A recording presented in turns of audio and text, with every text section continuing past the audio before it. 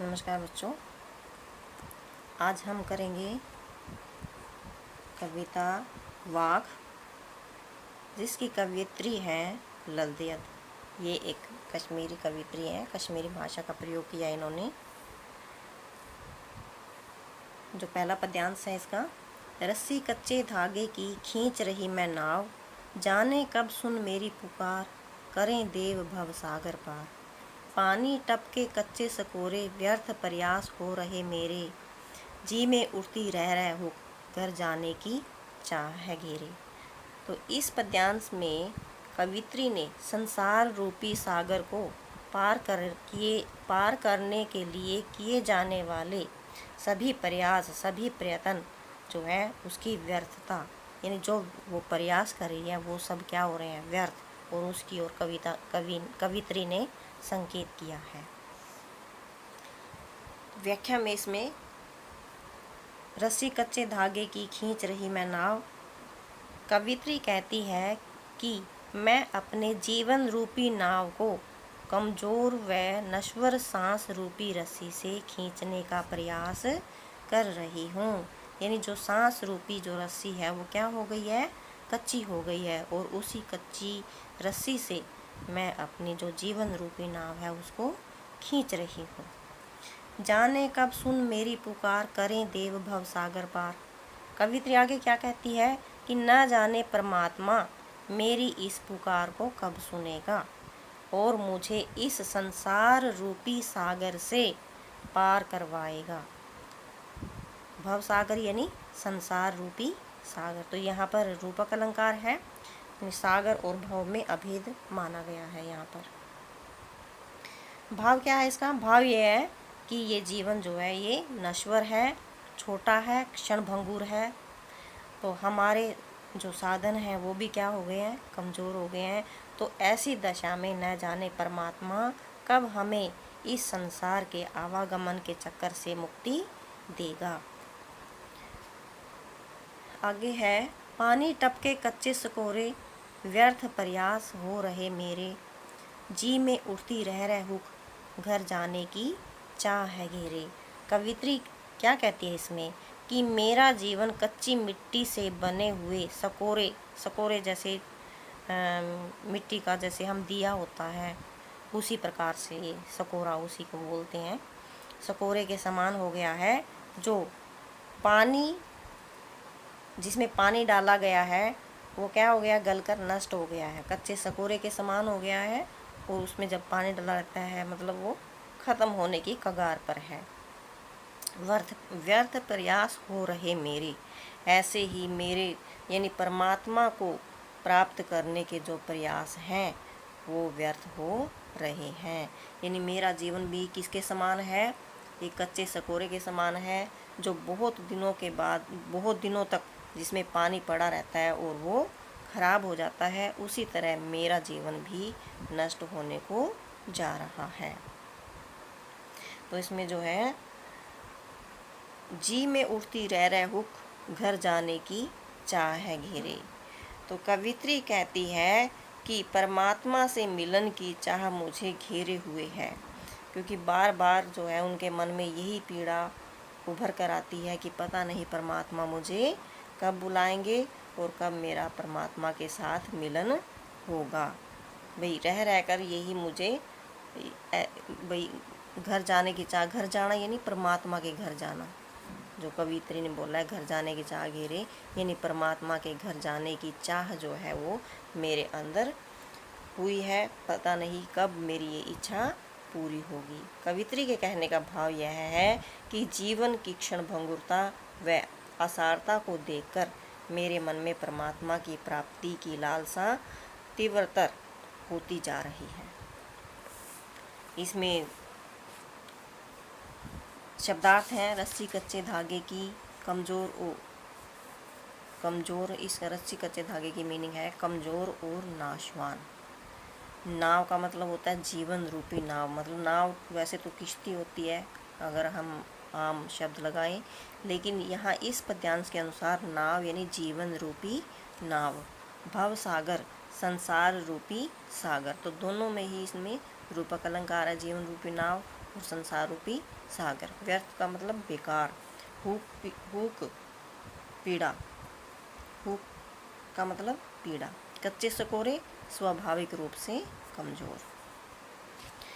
अगला पद्यांश है दूसरा, खा खा कर कुछ पाएगा नहीं, न खाकर बनेगा अहंकारी, सम खा तभी होगा संभावी, खुलेगी सांकल बंद द्वार की।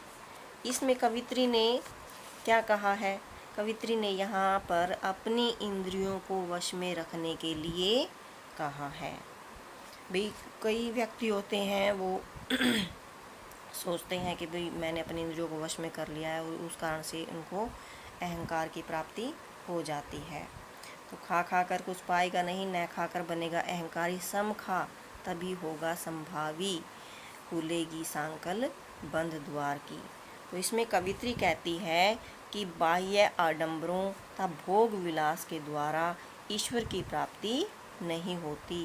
जैसे कई व्यक्ति हैं व्रत करेंगे, नेम करेंगे या हठ योग करेंगे और उससे क्या सोचेंगे कि भाई मुझे जो है ईश्वर की प्राप्ति हो जाएगी। और वो जैसे यदि कोई नित्य नूतन व्यंजनों में रसास्वादन तथा भोग विलास से लिप्त रहेगा और तुझे कुछ भी प्राप्त नहीं होगा। भाई हर रोज़ अगर हम खा खा कर कुछ पाएगा नहीं, मतलब हर रोज़ हम भोग विलास में रहेंगे तब भी हमें कुछ प्राप्त नहीं होगा।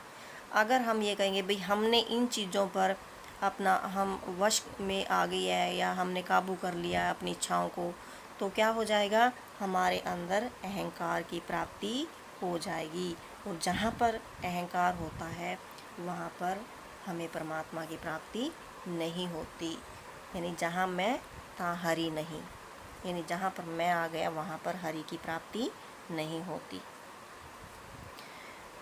सम खा तभी होगा संभावी, सम खा यानी भी जितनी भूख हो उतना ही खा। यहाँ पर क्या है, यहाँ पर कवित्री ने कहा है कि संयमी और इंद्रियों और मन को नियंत्रण करने वाला मानेगा तो तुझे तभी ईश्वर की प्राप्ति होगी। यानी जब हमारा अहंकार नष्ट हो जाएगा, जब हम अपनी इंद्रियों को वश में कर लेंगे और अंतःकरण से उन बाह्य इंद्रियों को वश में कर लेंगे, तब क्या होगा, तब अपने भटकते हुए मन को नियंत्रित कर, यानी जब हमारा जो मन भटका हुआ है उसके ऊपर नियंत्रण करना है। साथ ही समभाव रखना है, त्याग यानी त्याग व भोग का माध्यम मार्ग अपना करके, यानी बिल्कुल त्याग भी नहीं करना और बिल्कुल सब कुछ भोगना भी नहीं है, यानी उसके बीच का मार्ग निकालना है। और वो बीच का मार्ग क्या है, भक्ति मार्ग। तो भक्ति मार्ग पर आगे बढ़ना है। यानी सम खा तभी होगा संभावी, यानी ना तो बिल्कुल ही ये कहे कि मैंने सब कुछ त्याग दिया है और ना ही सब कुछ भोग करना है, यानी जो संसार में रहते हुए भी संसार में ना रहना, मतलब उसकी विषय वासनाओं के प्रति अपना लोभ मोह नहीं दिखाना। तभी क्या होगा, तभी हमें परमात्मा की प्राप्ति होगी और खुलेगी सांकल बंद द्वार की।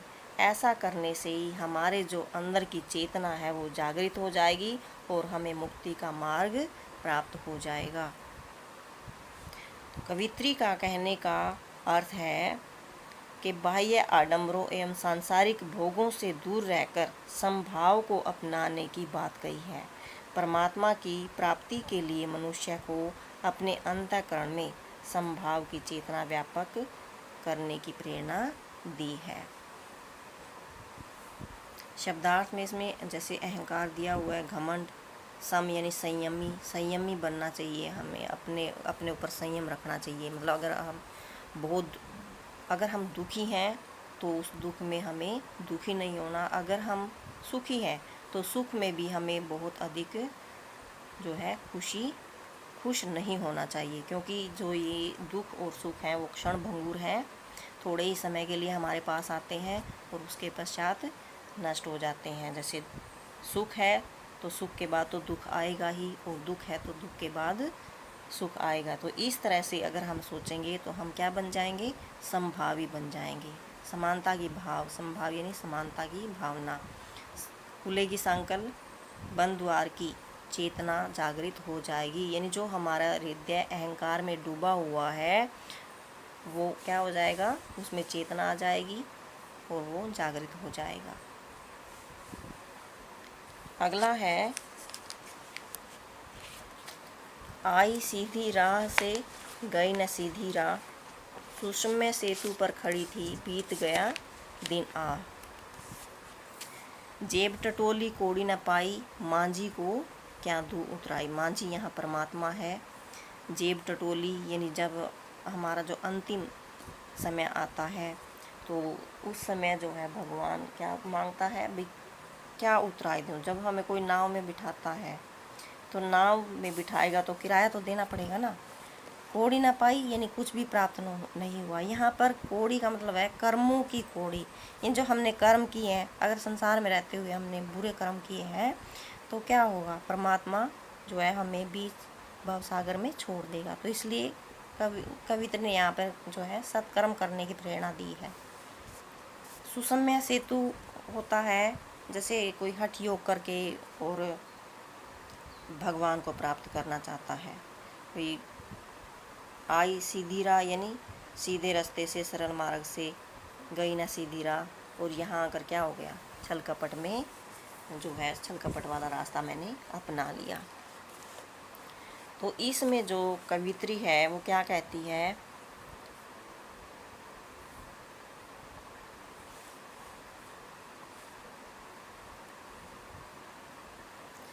इसमें कवित्री ने कहा है कि मनुष्य जब जन्म लेता है तो उसका मन, हृदय स्वच्छ, निर्मल, निष्कपट व माया मोह के बंधनों से मुक्त होता है।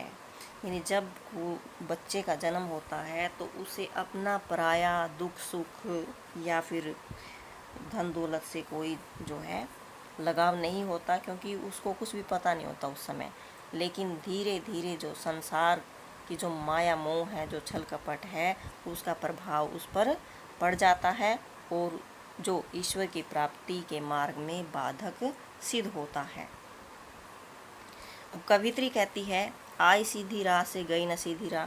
कवित्री यहाँ कहती है कि जब मैंने इस संसार में जन्म लिया था तब मैं सीधे मार्ग से आई थी, अर्थात मुझ पर माया मोह व छल कपट का कोई भी प्रभाव नहीं था, कोई भी बुराई मेरे अंदर नहीं थी।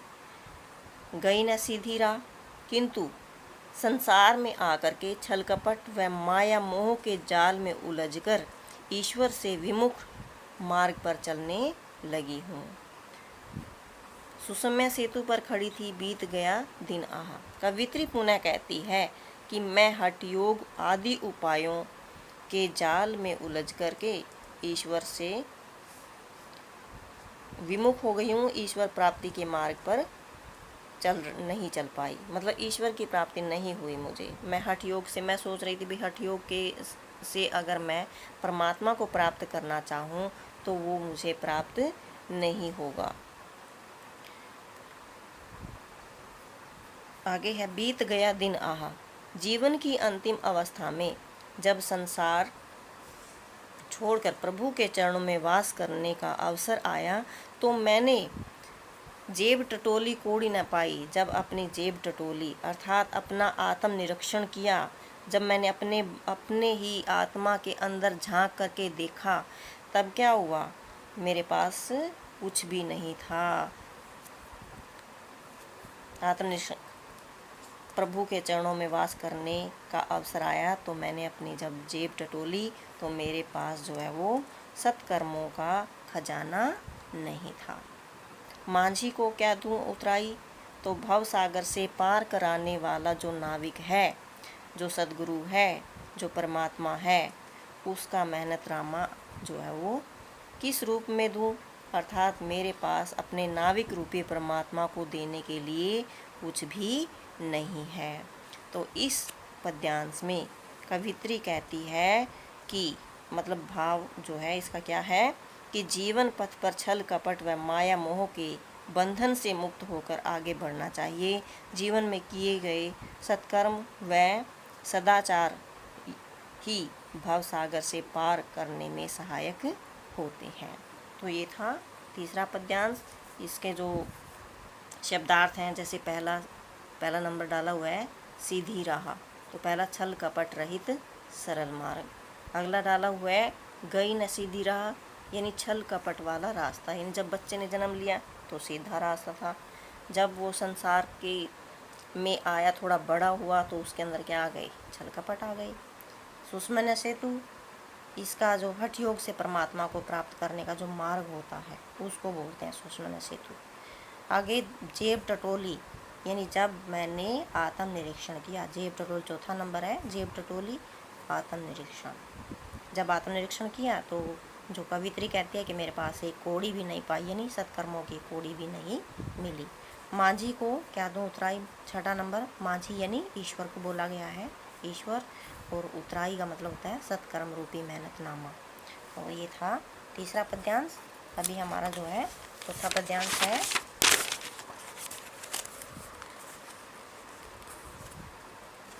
चौथे पद्यांश में थल थल में बसता है शिव, भेद न कर क्या हिंदू क्या मुसलमान, ज्ञानी है तो शिवम को जान, वही है साहिर से पहचान।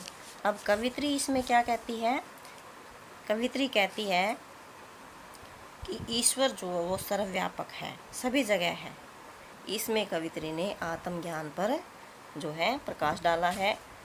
कवित्री कहती है थल थल में बसता है शिव। कवित्री ये कहती है कि इस संसार के प्रत्येक कण में परमात्मा का वास है, चाहे वो जड़ है चाहे वो चेतन है, प्रत्येक वस्तु में परमात्मा स्वरूप विद्यमान होता है। भेद न कर क्या हिंदू क्या मुसलमान, इसलिए धर्म जाति संप्रदाय के आधार पर परमात्मा को समझाने में भेद नहीं करना चाहिए। परमात्मा जो है एक है, किंतु उसके नाम जो है वो भिन्न भिन्न हैं। जो ज्ञानी है तो स्वयं को जान। अब कवित्री कहती है कि अगर तुम ज्ञानी है, अगर तुझे ज्ञान प्राप्त हो गया है, अगर ज्ञान प्राप्त करना है तो कैसे करना है, सबसे पहले तो स्वयं को ही पहचानना होगा, स्वयं का आत्म मंथन करना होगा कि मेरे अंदर कितने गुण हैं और कितने अवगुण हैं, कितनी कमियां हैं।